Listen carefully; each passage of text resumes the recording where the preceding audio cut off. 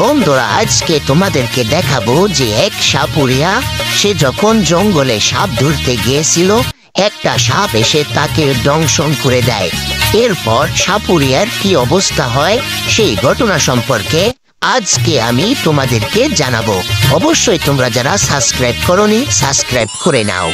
একজন সাপুরিয়া তার স্ত্রীকে বলে, ও গিন্নি, এখন খাবার খাবো না, যাও তুমি খাবার নিয়ে যাও, আমি জঙ্গলে সাপ ধরতে যাচ্ছি, আর ওই সাপ দিয়ে আমি মানুষদেরকে খেলা দেখাবো, এরপর মানুষদের কাছ থেকে অনেক টাকা ইনকাম করব সাপের খেলা দেখিয়ে।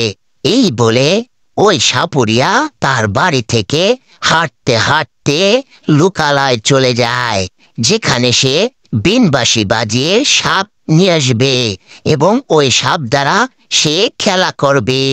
এইভাবে খেলা করিয়ে সে তার সংসার চালাবে। সেই জন্য সে তার বিনবাঁশি নিয়ে হাঁটতে হাঁটতে সে লোকালয়ে চলে যায়।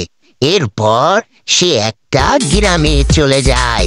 গ্রামে গিয়ে লোকদেরকে ডাকতে থাকে যে, তোমরা কই, আসো, এদিক আসো, আমি তোমাদেরকে সাপের খেলা দেখাবো। এই বলে সে মানুষদেরকে ডাকতে থাকে। তখন অনেক মানুষ তার সাপের খেলা দেখার জন্য উপস্থিত হয়ে যায়। এভাবে সাপুরিয়া তাদের খেলা দেখানোর জন্য বিনবাঁশি বাজানো শুরু করে। তখন একটা বিরাট সাপ এসে তার দিকে ফনা মেলে এবং এভাবে সে মানুষদেরকে খেলা দেখাইতে থাকে। মানুষেরাও সাপের খেলা দেখে খুব আনন্দ পায় এবং এই সাপের খেলা দেখার জন্য তারা খুব আগ্রহী ছিল।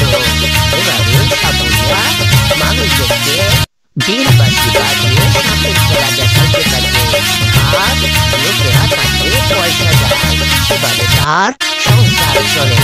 সাপুরিয়া বিনবাঁশি বাজাইতে বাজাইতে এক পর্যায়ে ওই সাপটা ক্ষিপ্ত হয়ে যায়।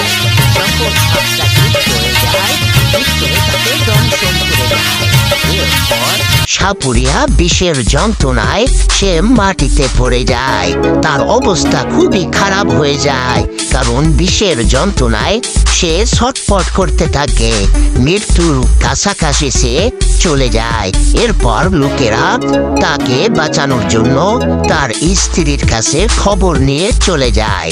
তো বন্ধুরা, দ্বিতীয় পার্ট দেখার জন্য তোমরা অপেক্ষা করো।